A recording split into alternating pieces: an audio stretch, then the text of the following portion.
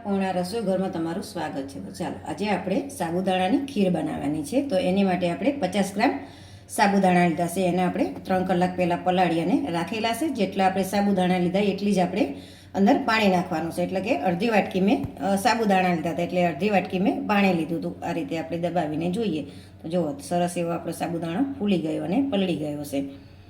હવે આપણે દૂધ લીધું છે. દૂધ આપણે એક ઉભરો આવે ત્યાં સુધી ગરમ કરી લીધું છે. દૂધને ગરમ કરી લેવાનું, ઠંડુ દૂધ ઉપયોગમાં નહીં લેવાનું.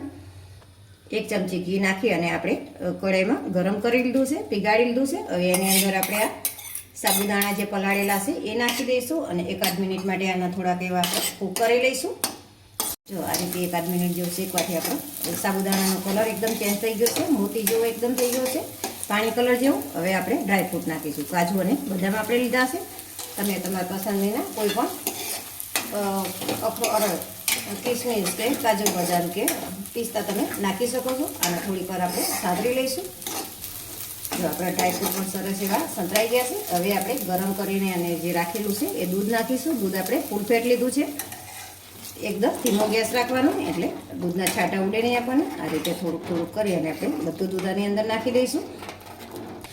જો આ રીતે આપણે જેવું દૂધ નાખ્યું તરત જ સાબુદાણા અસલ પાકી ગયા હતા, એટલે સાબુદાણા બધા તરી અને ઉપર આવી ગયા છે. અને જો આ રીતે તમે ઘીમાં શેકી અને સાબુદાણાની ખીર બનાવશો તો ખીર તમારી ચીકણી નહીં થાય અને દૂધ ફાટશે પણ નહીં. સરસ તમારી ખીર બનશે. તો આ રીતે આપણે થોડું કટ થાય ત્યાં સુધી કૂક થવા દઈશું. 6 થી 7 મિનિટ જેવું થયું છે અને ખીર આપણી જો આ રીતે કટ થવા માંડી છે અને જો આ રીતે કોટિંગ થવા માંડ્યું છે દૂધનું. હવે આપણે આની અંદર ખાંડ નાખી દઈશું. તો આપણે 4 ચમચી જેટલી ખાંડ લીધી છે. એ તમારા સ્વાદ પ્રમાણે તમે ખાંડ નાખી શકો છો.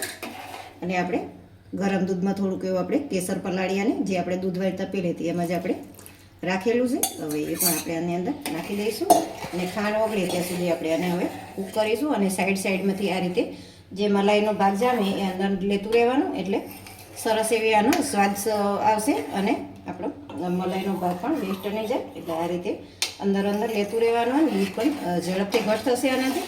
તો હવે આપણે આને ખાંડ ઓગળે ત્યાં સુધી ઉકાળી લઈશું. ચાલો આપણે ખીર થઈ ગઈ છે. 8 થી 10 મિનિટ જેવું થયું છે. અને જો આ રીતે ચમચા પર તમે જુઓ તો જાડું એવું કોટિંગ થઈ ગયું છે.